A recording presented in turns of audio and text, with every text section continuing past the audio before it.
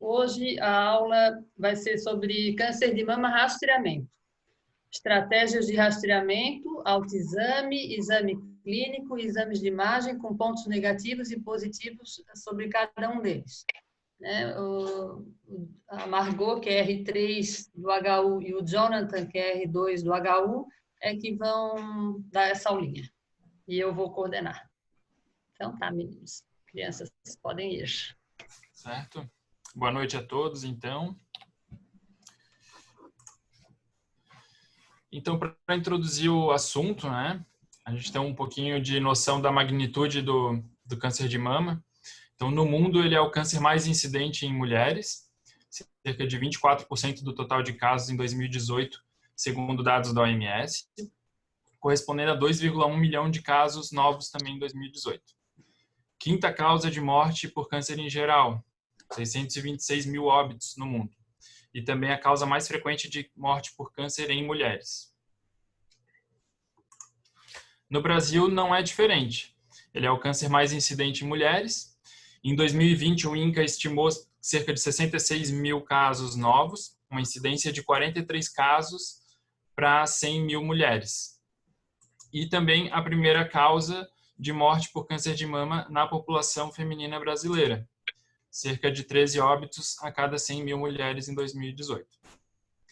Então, frente a essa magnitude, né, um câncer tão incidente, principalmente na população feminina, é importante que ocorram estratégias para detecção precoce. E aí é importante a gente ter a noção de que existem duas formas diferentes, né, que seria o diagnóstico precoce e o rastreamento, que são conceitos diferentes. O diagnóstico precoce ele vai se referir à abordagem de pacientes com sinais e sintomas iniciais da doença, enquanto que o rastreamento ele vai ser a aplicação de testes, então, ou exames numa população sem sinais e sintomas, com o objetivo de quê? De identificar alterações sugestivas e encaminhar essas pacientes com um exame alterado para uma investigação complementar.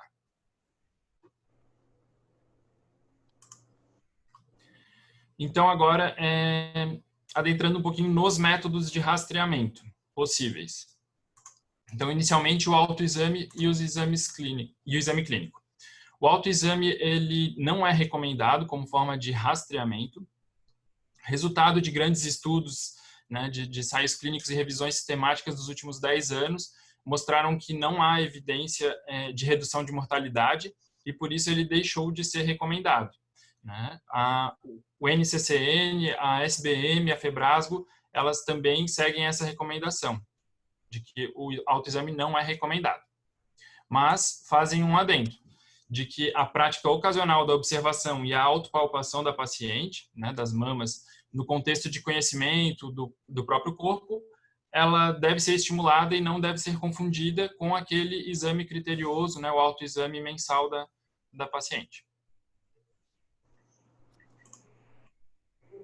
Trouxe aqui também uma revisão do Cochrane, então, em que eles avaliaram 2 grandes estudos.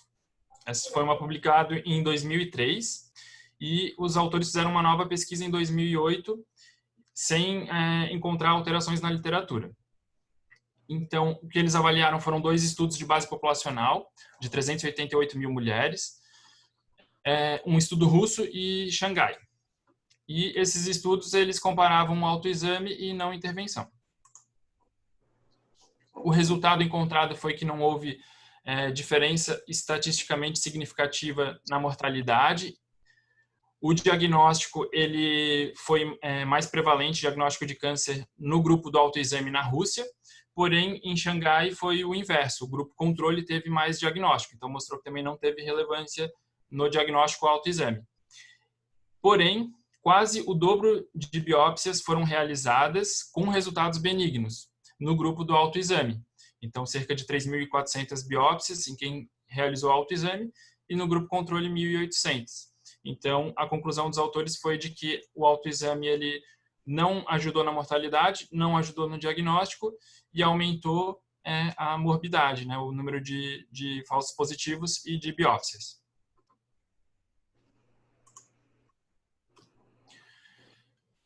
Sobre o exame clínico, a maioria dos estudos, eles colocam o exame clínico junto à mamografia como rastreamento. Então, é difícil avaliar a sua contribuição isolada. O estudo canadense, ele comparou o exame clínico isolado de exame clínico e mamografia como rastreamento em mulheres na faixa etária de 50 anos. E o que eles encontraram foi que não houve redução na mortalidade no grupo que realizou a mamografia. Porém, houve mais diagnóstico. E aí entra a questão da discussão sobre o diagnóstico, que depois nós abordaremos. De forma geral, nos estudos, o exame clínico ele tem uma sensibilidade de 54% e uma especificidade de 94%. Mas, na prática, esses números seriam menores. E também os estudos mostram um aumento modesto no diagnóstico do câncer com o exame clínico, cerca de 5% dos cânceres que não seriam detectados na mamografia, porém com um aumento também dos falsos positivos.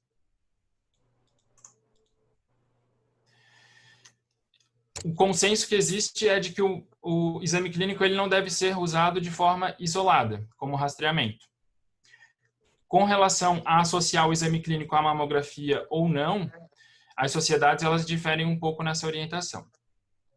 Porém, ressaltam que ele continua sendo uma parte importante da avaliação das pacientes com queixas ou anormalidades mamárias, e também que em locais onde os métodos de imagem eles possuem disponibilidade limitada, ele vai ter sua importância sim no rastreamento.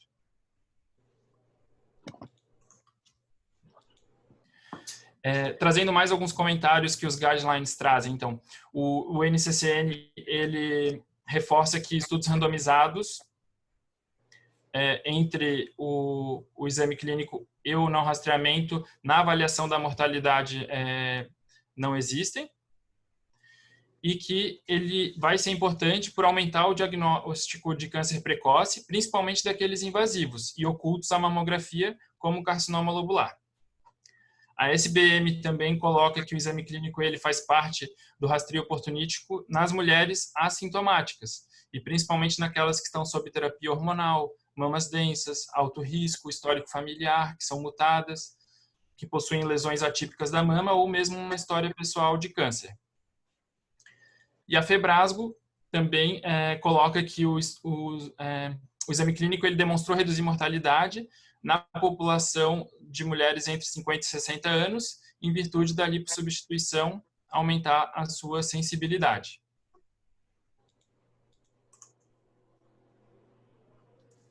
Agora, com relação à mamografia. A mamografia ela é o método mais bem estudado e a única técnica de imagem que demonstrou diminuir a mortalidade.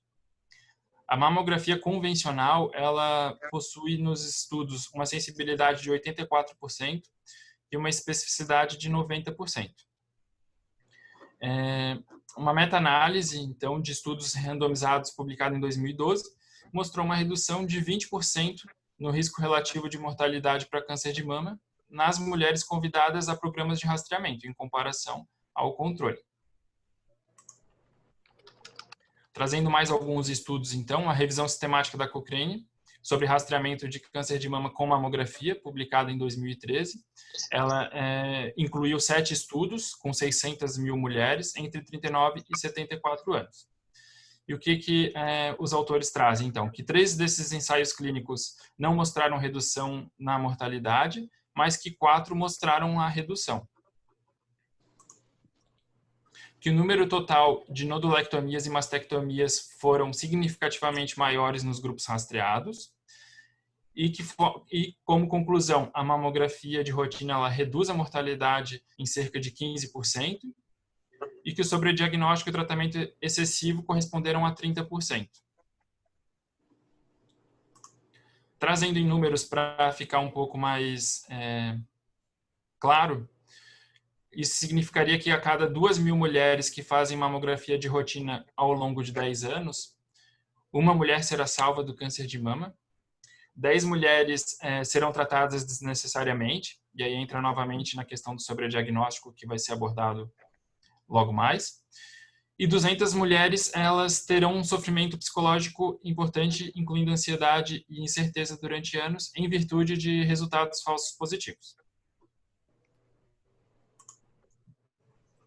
Um novo questionamento surgiu em 2014, com um estudo de segmento de 25 anos de rastreamento do câncer de mama, canadense, que é aquele estudo que eu citei lá antes no exame clínico, que ele avaliou o exame clínico versus exame clínico e mamografia. Ele avaliou o impacto também da mamografia na faixa etária dos 40 e 49 anos e 50 e 59 anos. E não encontrou impacto na mortalidade por câncer de mama em mulheres que receberam a mamografia. Um estudo coorte norueguês, então ele também estudou o impacto na introdução da mamografia. E ele é interessante porque ele trouxe, então, essa avaliação na faixa etária dos 50 aos 69 anos, de mamografia a cada 2 anos, e avaliou a taxa de mortalidade em 4 grupos. 2 grupos que foram o grupo intervenção e o controle, a partir da introdução em 96, com um segmento até 2005.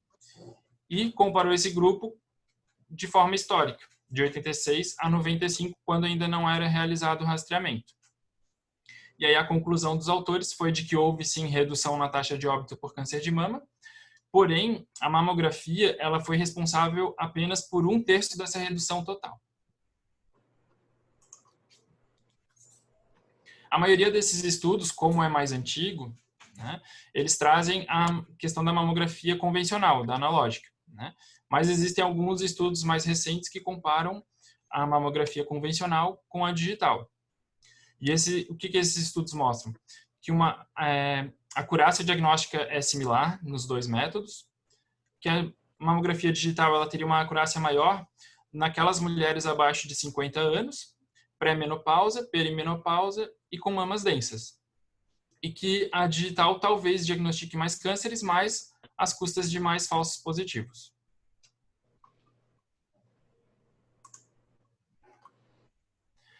Então, assim, em resumo, são vários estudos, né?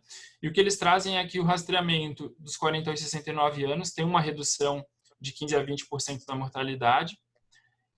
Como eu falei, esses estudos eles iniciaram na década de 90 e há, inclusive, preocupações que eles não reflitam a mesma redução da mortalidade nos dias atuais. Para isso, argumentam a questão dos avanços no tratamento, que teria um impacto maior na redução da mortalidade. Em contrapartida, há quem argumente que há avanços também nos exames de imagem, como, por exemplo, a mamografia digital, e que há poucos estudos avaliando também o impacto desses avanços nos métodos de imagem, que eles também são importantes na redução da mortalidade.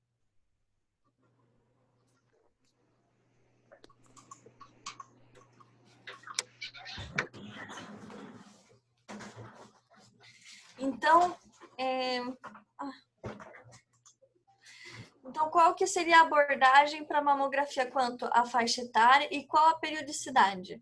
Principalmente a dúvida dos estudos é se é anual ou bianual.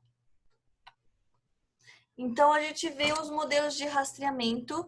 2 tipos de modelo foram estudados. O anual, de 40 a 80 anos, então, com mais frequência, e o bienal, de 50 a 74 anos. O primeiro, ele teve uma redução da mortalidade de 39,6% e 12 vidas foram salvas em 1.000 mulheres rastreadas.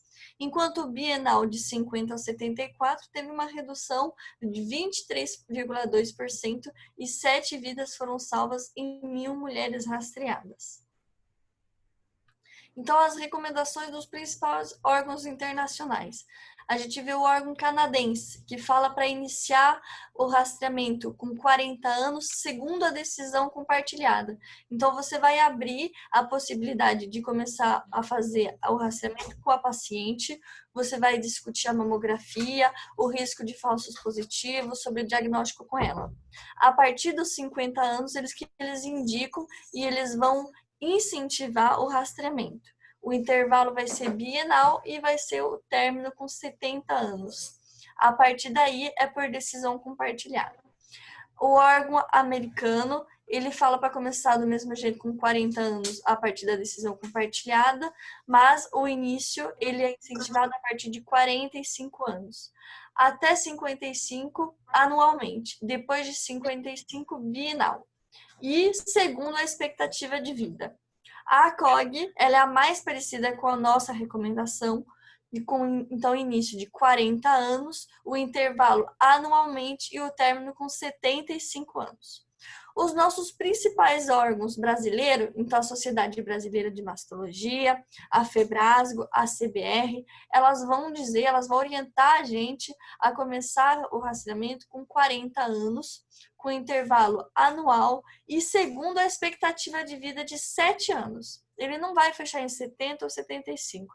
Vai ser segundo as comorbidades da paciente, que você vai saber mais ou menos a expectativa de vida e você vai calcular se ela vai continuar o rastreamento ou não. O Ministério de Saúde, ele incentiva o começo do rastreamento com 50 anos, um intervalo bienal e o término com 70 anos. Então, vale a observação que a gente tem uma diferença com, por exemplo, o Ministério da Saúde e o órgão canadense, que são órgãos que eles estão preocupados com os recursos disponíveis. Então, a gente vê que realmente eles vão tentar preservar mais os recursos e eles vão ter esse rastreamento mais limitado. Então, o Ministério da Saúde, qual seria o seu posicionamento quanto à mamografia? Antes dos 50 anos, ele não abre a possibilidade de decisão compartilhada. Ele é contra o rastreamento com a mamografia. E dos 50 a 70 anos, ele recomenda o rastreamento com a mamografia, porém, dizendo que é uma recomendação fraca. E aí vem a faixa etária. Quanto mais a faixa etária da paciente é avançada, então, quanto maior a idade da paciente, mais você tem de benefícios para o rastreamento, porque você vai ter menos falsos positivos. Se a mamografia numa paciente de 64 anos detectar uma alteração, ela tem uma chance de ser mais neoplásica do que, por exemplo, uma mulher de 51 anos. Então, a mamografia ela tem mais benefícios quanto maior a faixa etária da paciente. Mas, dos 50 aos 70 anos, ele diz que é uma recomendação fraca mesmo assim. A partir dos 70 anos, ele é contra o rastreamento. E aqui ele ressalta que todas as faixas etárias serão bienal. Os danos secundários ao rastreamento. Então, por que a gente não libera a mamografia para todo mundo? Porque ela tem uma taxa de falsos positivos.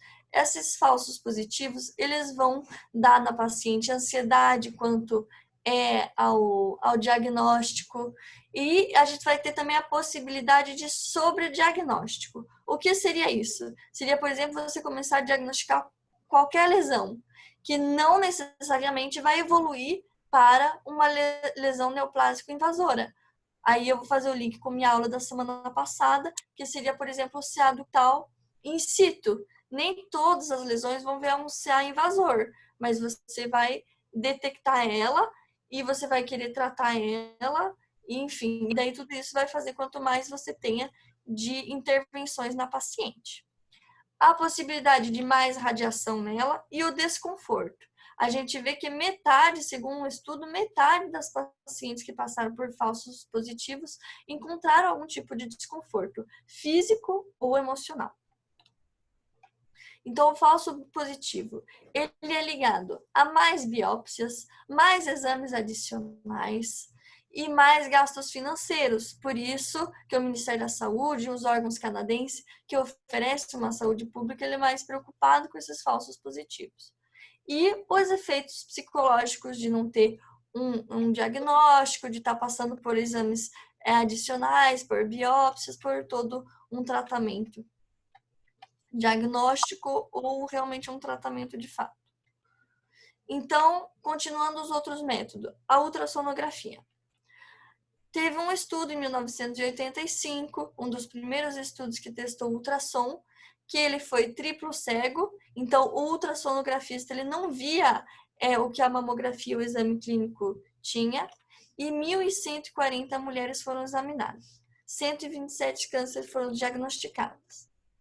Então, o ultrassom ele deixou de fazer diagnóstico em 36%. 46% em número total passaram pelo ultrassom sem fazer o diagnóstico. Em 8% teve um reconhecimento de lesões suspeitas exclusivamente pelo ultrassom, que os outros métodos não detectaram. E em 2000, eles submeteram, então, 8.970 mulheres com mamas densas ao ultrassom, mas após terem sido realizada a mamografia. Daí já fica mais parecido com o nosso modelo. De 8.103 pacientes com a mamografia e exame clínico normal, 273 apresentaram alguma anormalidade ultrassonográfica, 32 cânceres e 330 lesões benignas. Ou seja, a prevalência global de cânceres com rastreamento do ultrassom foi de 0,41%. Por isso que a ultrassonografia não é um bom método só para rastreamento. A ultrassonografia, ela não tem evidências do impacto para mortalidade geral ou específica. Então, ela não é um método adequado. Ela vai ser usada como avaliação complementar em mamas densas.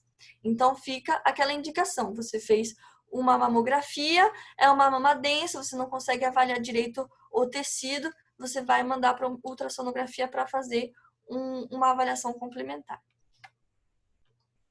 As limitações, então, desse método é uma baixa capacidade em detectar as microcalcificações agrupadas, por isso que a mamografia seria melhor para detectar as microcalcificações.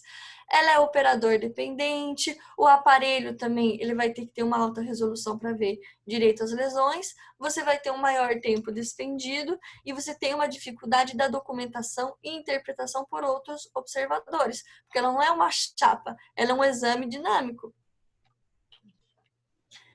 O rastreamento, a ressonância magnética. Não há evidência do seu benefício como método de rastreamento. Ela tem um maior custo, mas também uma maior sensibilidade e menor especificidade quanto à mamografia, comparando com a mamografia. A revisão sistemática incluiu 11 estudos em mulheres de alto risco com média ou mediana de idade variando de 40 aos 47 anos. E foi visto que a sensibilidade da ressonância magnética era de 77%, enquanto a mamografia 39%. E a especificidade da ressonância foi de 86% e a mamografia de 95%. Então, a ressonância magnética ela se mostrou um exame mais sensível que a mamografia, porém menos específica. E combinando os dois métodos, a ressonância e a mamografia, você tem uma sensibilidade de 94% e uma especificidade de 77%. Ou seja, a ressonância magnética ela tem menos falsos positivos, mas ela não é um tão bom exame para rastreamento. Pode ser necessária para avaliação complementar de achados inespecíficos em mamografia e ultrassom, principalmente em mulheres jovens. Por quê? Porque tem menos falsos positivos. Ela é integrante do rastreamento de mulheres em alto risco e ela tem outras aplicações, como, por exemplo, planejamento cirúrgico e o controle terapêutico de uma lesão. A tomossíntese. A tomossíntese é uma técnica que oferece múltiplas imagens de uma mama a partir de um tubo de raio-x em diferentes ângulos, enquanto a mama ela permanece estática. Você tem cortes finos passíveis de ser reconstruídos por computador para você ter uma imagem 3D da mama.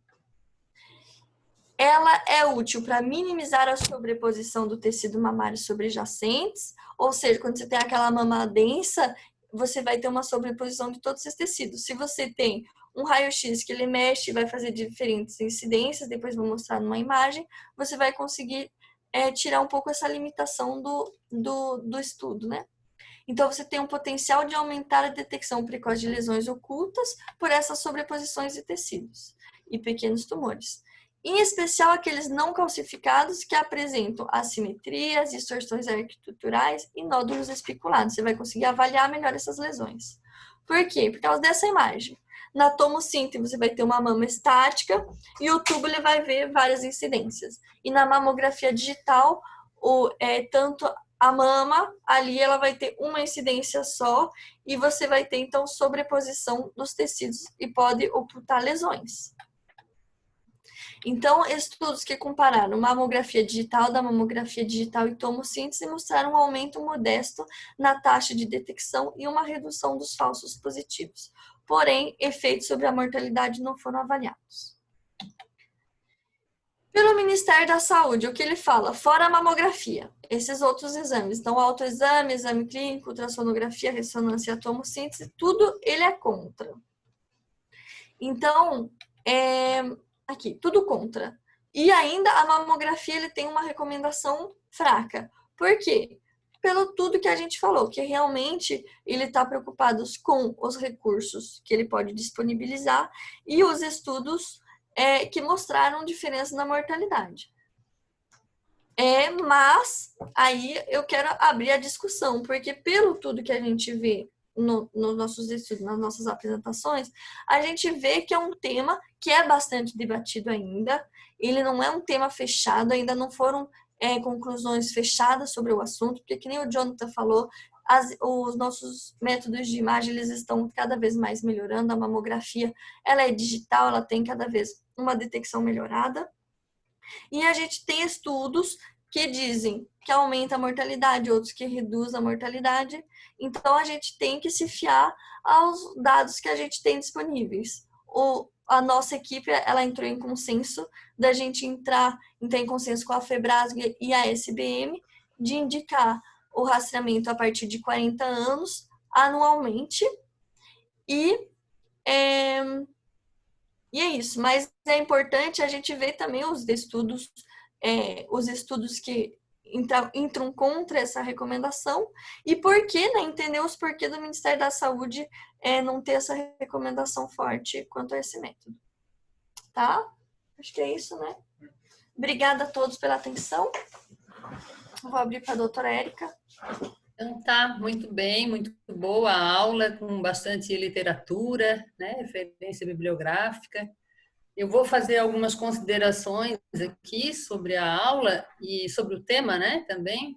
E aí depois a gente pode abrir para algum questionamento, debate, né? Então, em primeiro lugar, sobre o exame clínico, Jonathan colocou muito bem, né? Ele não é recomendado para rastreamento, mas em alguns locais onde esses métodos os métodos de imagem possuem limitação, né, na sua disponibilidade, ele pode ter um papel mais importante, né? Lembrar que o exame clínico também, quando ele é associado a algum exame de imagem, ele pode ser uma ferramenta importante no diagnóstico, né? E que também o exame clínico, ele pode detectar 5% de cânceres que não são detectados na mamografia, né? Tipo câncer lobular, um dos exemplos. Então, para a gente lembrar que a gente não deve deixar de fazer o exame clínico das mamas, né? Apesar dele não fazer parte, não ser recomendado por rastreamento, ele deve ser mantido como uma rotina para nós, né? Sobre a mamografia, então, foi bem colocado aí, né? É o método de eleição para rastreamento, é o mais estudado, né? Porque ele demonstra redução na mortalidade nas diversas faixas etárias, inclusive nas de 40 a 49 anos, né? Mas não existe um consenso entre as diversas sociedades médicas mundiais, né, sobre algumas questões relacionadas ao rastreamento mamográfico, como, por exemplo, que idade iniciar e a periodicidade. Geralmente, essas questões elas estão ligadas a diferentes valorizações dos benefícios do rastreamento e dos efeitos adversos do rastreamento, né? O rastreamento anual, a partir dos 40 anos, ele tem uma maior redução na mortalidade, mas ele também tem um número maior de efeitos adversos, né? Que efeitos são estes? Seja o risco de falso positivo, ou overdiagnosis, com overtreatment, né? Mas a magnitude desses riscos ainda é incerta. O rastreamento bianual entre 50 e 69 anos, ele tem uma menor redução na mortalidade, porque ele deixa de pegar essa faixa etária, né, esse grupo de mulheres entre 40 e 49 anos. Mas ele tem um menor número de efeitos adversos.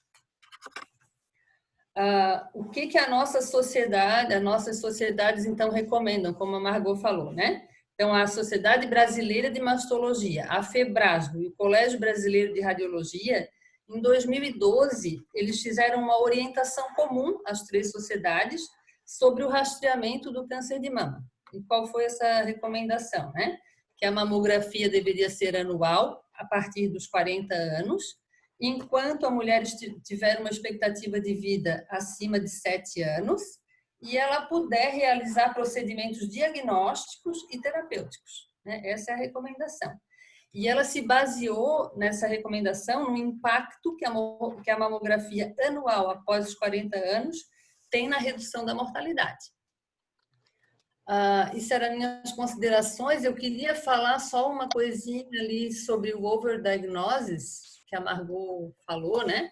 Então, o overdiagnosis, ele é a detecção de um câncer, né? Não é de uma lesão benigna, é uma detecção de um câncer por rastreamento, que não levaria a morbidade ou mortalidade se o câncer não tivesse sido achado. Então, essa é a definição do overdiagnosis, né? O falso positivo, que é um dos efeitos adversos da mamografia, ele é considerado quando a mamografia recomenda imagem adicional, uma magnificação, um ultrassom, né? Ou recomenda biópsia, e em mulheres que não tenham achado de câncer de mama em pelo menos 1 ano após essa mamografia. Então, é considerado um falso positivo. A ressonância magnética, ela tem mais falso positivo. Por quê? Porque ela é muito sensível. Ela capta muita coisa que às vezes não é verdade, né? Que às vezes não é verdade, não, que às vezes não é câncer, né? Então, a ressonância, ela tem um falso positivo maior. Só para a gente deixar claro, né?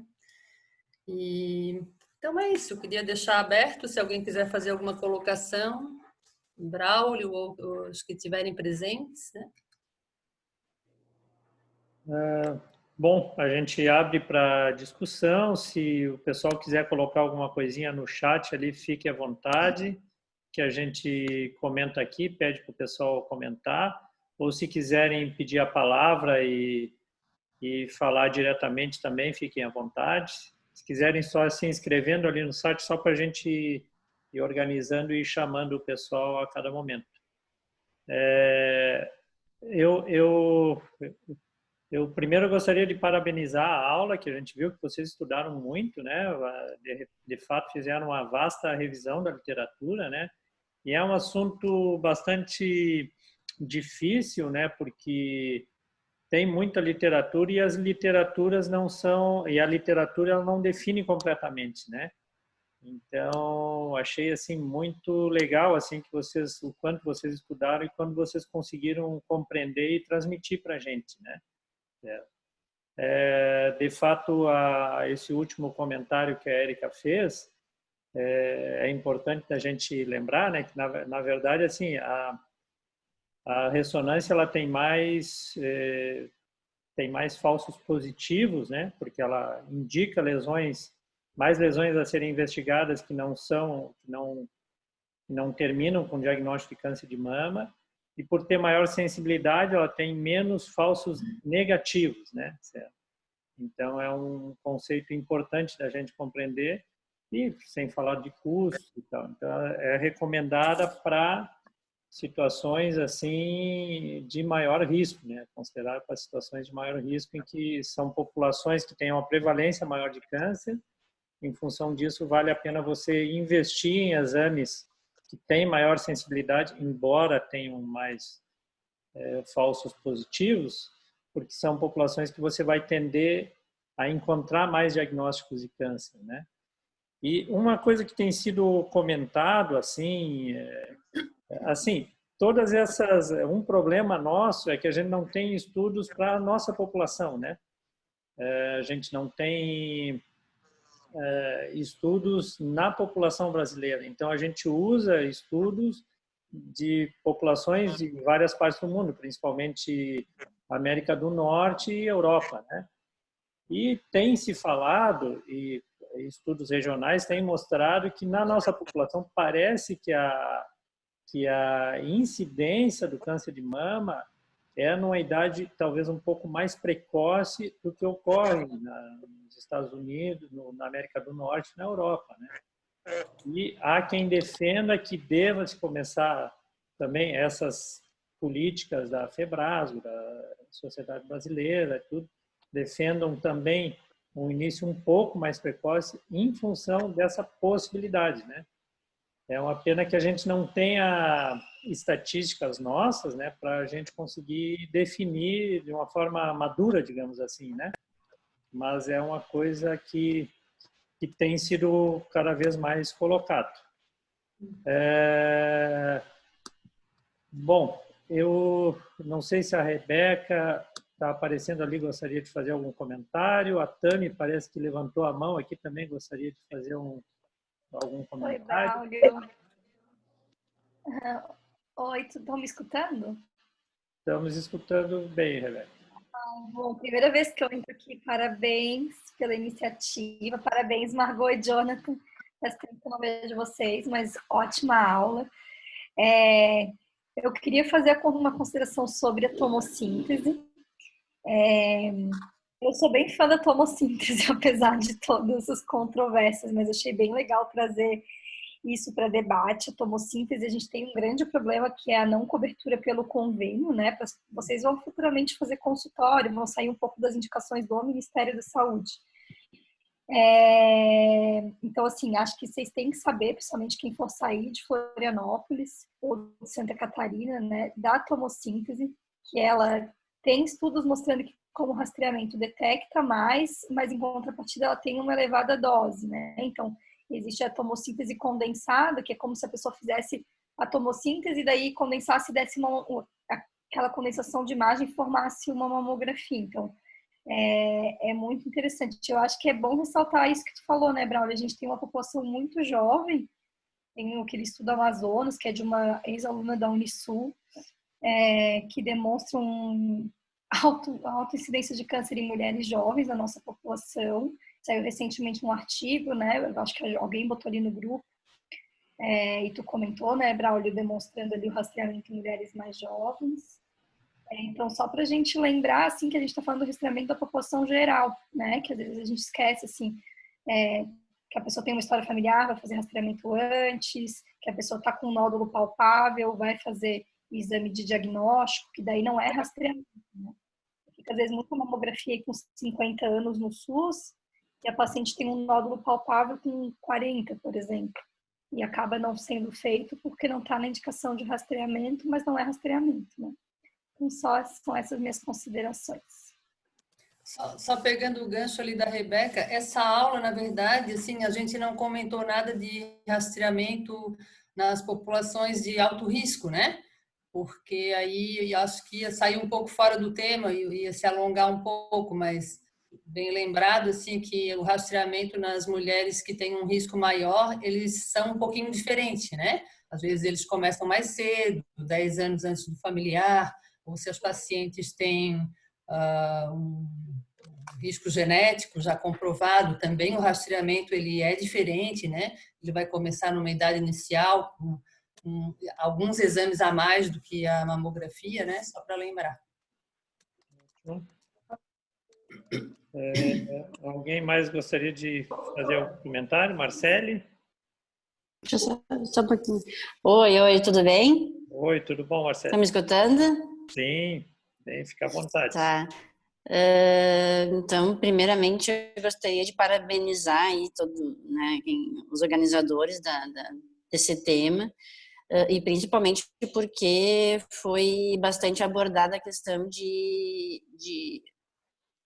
enfim, consequências negativas que o rastreamento pode trazer, né?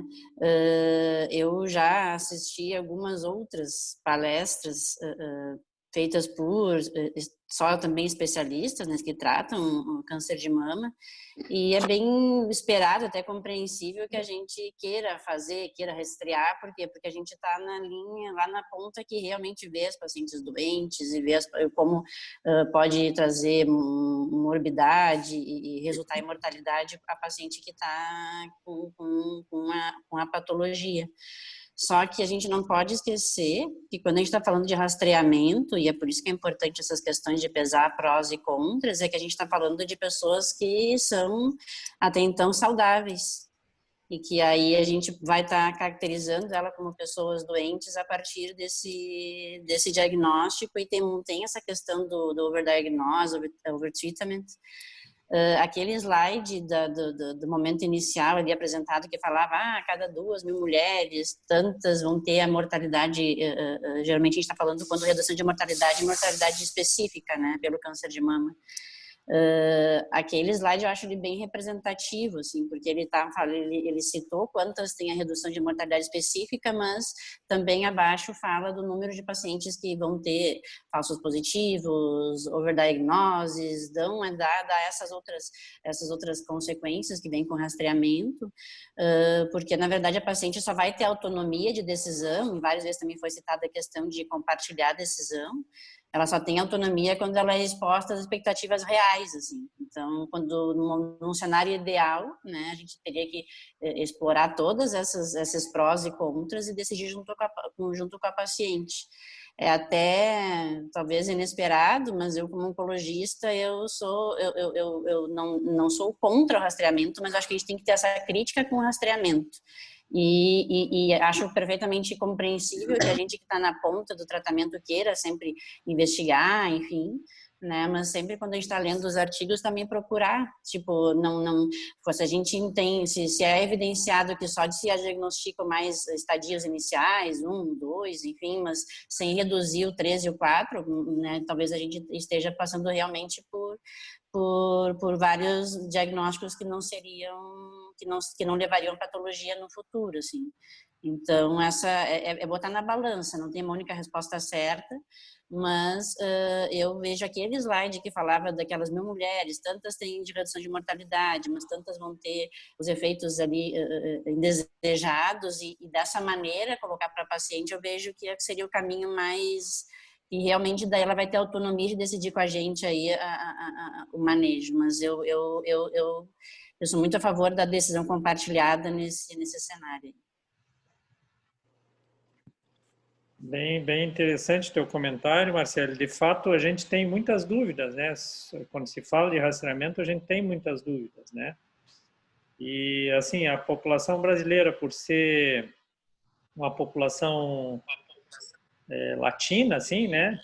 Então, a gente percebe, assim, que as pacientes são muito tocadas pela questão do risco, né? Habitualmente, né? E é claro que talvez seria uma saída essa questão da decisão compartilhada num ambiente ideal para o que se tem para o momento, que na verdade as evidências não são ideais, né? Mas é uma coisa que a gente percebe bastante, essa preocupação assim das pacientes com relação a situação de fazer, de estarem expostas a um possível diagnóstico, a um possível risco sem diagnóstico, né? E isso a gente percebe assim no dia a dia do atendimento das pacientes no ambulatório, no consultório. Quantas pacientes, falando um pouquinho disso, quantas pacientes por exemplo, no momento que tem um diagnóstico, acabam pedindo, então eu quero retirar as 2 mamas, né? Isso é uma coisa do dia a dia do consultório, né? Que demonstra acaba logo com tudo. Esse medo assim do risco, né? Mas de fato é uma coisa que sempre a gente tem que lembrar, né? E talvez o ideal seria a gente ter estudos mesmo para a nossa população, né? São estudos caros e tudo, mas seriam estudos para a nossa população, né? Que existe esse estudo que você comentou aí, Rebeca, mas são estudos que mostram, talvez a população seja um pouco mais jovem, mas não existe o estudo de rastreamento para a população brasileira, né? Se ele funcionaria apesar da população ser mais jovem, né? Então, isso tudo deixa muitas lacunas, né? Então, de fato, a gente fica sempre à mercê e tem que tomar uma decisão com esse conhecimento que a gente tem, né? Certo? Mas eu acho que sim, eu acho que está muito bem colocado a tua posição aí, Marcele, eu acho que seria talvez uma situação bastante interessante a gente começar a pensar a respeito, né? E claro, se na prática é isso aí, né? As pacientes, eu peço, apesar de ter minhas críticas, eu tenho muitas críticas ao rastreamento, se me perguntar na prática se eu faço rastreamento, a resposta é sim.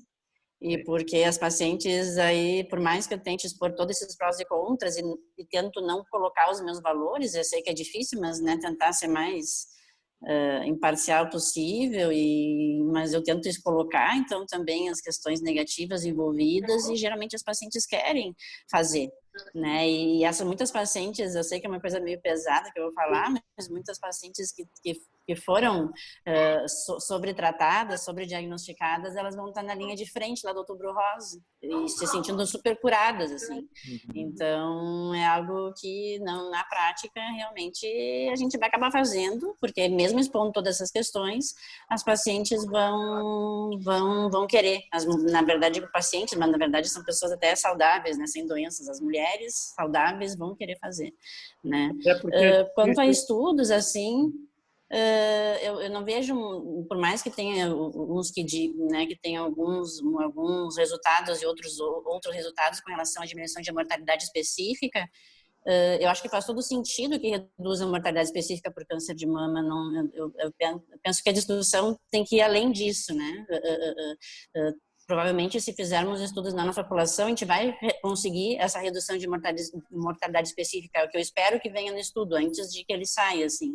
Mas acho que o questionamento tem que ir muito além disso, né? Porque a gente está falando de redução de mortalidade específica e acho que tem que ponderar realmente todos os contras. Agora, na prática, apesar de ter falado todo esse discurso, no final a gente acaba pedindo porque a paciente vai querer, mesmo expondo tudo isso, ela vai querer fazer. Sim. Tá ótimo, tá ótimo. A Liliana, deixa eu falar, fica à vontade. Isso, eu queria aproveitar também e comentar junto com a Marcele e parabenizar o Jonathan e a Margot, também gostei bastante da aula, achei que reuniram bastante trabalhos, eu acho sempre importante a gente discutir esse tema, é super polêmico, lógico, né, uma coisa que não tem consenso no mundo inteiro, é porque realmente é difícil da gente manejar no consultório, e eu vejo bastante, assim, toda a população que a gente atende, elas morrem de medo da mamografia e dói, tem radiação. E eu acho importante a gente explicar realmente tudo, os prós e os contras, né? Desmistificar esse medo e essa coisa toda que elas têm com a mamografia. E realmente, aquela paciente que é bem esclarecida, assim, eu tinha pacientes no consultório, às vezes, que optavam por fazer bianual, né? Que não é errado, assim. Então, enfim, se ela está bem esclarecida, né, reconhece os erros, não é de alto risco, enfim, quer talvez fazer a cada 2 anos, o pessoal ali no ambulatório vê, de vez em quando a gente discute um outro caso de espaçar ou quando parar de fazer, né, o rastreamento, que também é difícil, calcular essa expectativa de 7 anos, às vezes a gente não sabe, mas enfim, eu acho importante essa discussão, principalmente para os residentes, assim, né, para a gente parar um pouquinho para pensar e não ficar naquela mecânica de... às vezes a paciente vem na consulta com uma mamografia que faz 1 ano, mas ela fez um ultrassom agora, não é uma paciente de risco. Não, mas ela vai ter que fazer mamografia agora e voltar daqui a um tempo. Enfim, às vezes, não, então faz assim, se ela vai ter que repetir o ultrassom daqui a 6 meses, a mamografia vai dar 1 ano e meio, também não é errado, assim, né? Não vai ter um problema tão grave, né? Enfim, acho importante a gente discutir esse tema. Queria agradecer também a oportunidade de estar participando e parabenizar quem está organizando, que está bem joia as discussões. Tá ótimo, pessoal. Mais alguém gostaria de colocar alguma coisa? Só com relação também a essa questão em algum momento, não me lembro quem falou de não confundir rastreamento com detecção precoce. Já estou indo. Porque, infelizmente, não é incomum a gente ver na prática, e eu estou com uma paciente agora internada com um caso que é super corriqueiro, que ela percebeu uma inversão de mamilo. Daí ela foi solicitado um ultrassom, por mais que tenha sido feito por um profissional habilitado, enfim, um aparelho adequado, por mais que todas as condições fossem ideais, todo exame tem as suas limitações e os pacientes às vezes acabam que não não são investigados porque, por mais que venha com a queixa, o exame está normal e aí a investigação se encerra. Ou então a paciente ir no posto de saúde com 38 anos, 35, uma idade dessas, e também se queixar de algo, não, mas você ainda não está na idade do rastreamento, então você não tem câncer, né? Então são confusões que surgem assim, né? Não é uma questão do erro do rastreamento, mas são confusões populacionais que surgem e acabando usando o rastreamento como parâmetro e deixando de investigar. Rastreamento é uma coisa, detecção precoce ou investigação de uma queixa é outra, né? Parece óbvio assim, mas na prática não é, não. Perfeito. É uma briga bem grande. Os pacientes abaixo de 40 anos vão no posto de saúde e não conseguem fazer mamografia. Eu já briguei 1000 vezes que tem 2 tipos de mamografia de rastreamento e mamografia diagnóstica. É diferente. É bem comum, é bem comum. De 35, elas não conseguem. É uma briga muito grande para a gente conseguir uma mamografia abaixo de 40, quando é diagnóstica, né? Sim. É interessante, é uma coisa para a gente ter cuidado, sim, com certeza. Mas é isso, pessoal. Alguém gostaria de colocar mais alguma coisa? Deixar aí mais 10 segundos para se alguém quiser se manifestar. Bom, eu acho que o pessoal ficou satisfeito com a aula. Agradeço mais uma vez aí, Érica, o teu esforço, o teu, da Margot e do Jonathan. Estava muito legal, viu? Muito legal a aula mesmo. A gente viu que vocês se esforçaram bastante. A Margot e o Jonathan aparecendo ali. E lembrando que agora que a gente está com esse novo projeto, né, que a gente espera contar com a participação de todos, né, que é de fazer esse manual de rotinas, que eu acho que vai ser uma coisa que vai nos ajudar assim na nossa prática diária de uniformizar as nossas condutas, né, entre os hospitais que trabalham com as residências de ginecologia e obstetrícia, né, porque, como eu tenho falado, as pacientes que nos procuram pelo SUS, elas não são nossas pacientes, né? Elas são pacientes do sistema, né? E com frequência elas vêm hoje numa consulta no nosso ambulatório, e mês que vem, dali a 3, 4 meses, elas estão em outro dos ambulatórios que existem no sistema, né? Então, é importante a gente procurar uniformizar, assim, falar a mesma língua para que a gente também não fique exposto, né? E também consiga facilitar a obtenção de conhecimento aí por parte dos residentes, né? Eu acho que é uma coisa que vai ser legal aí. E o Jonathan e a Margot, então, já estão com uma tarefa aí de, daqui a uns 30 dias, entregar para nós o capítulo, né? Com tudo que vocês estudaram, até como um aconselhamento, tipo, se vocês já puderem escrever logo, é interessante que vocês estão com tudo fresquinho, né? Estudaram bastante agora, né? Eu acho que vai ser uma coisa boa para vocês, vai se facilitar. Mas tá legal, se ninguém tiver mais nenhum comentário, estou encerrando aqui a discussão e a reunião. Feito, pessoal? Obrigada, gente. Tchau, tchau. Obrigada. Tchau. Tudo bom? Boa noite. Tchau, pessoal. Até mais. Obrigado.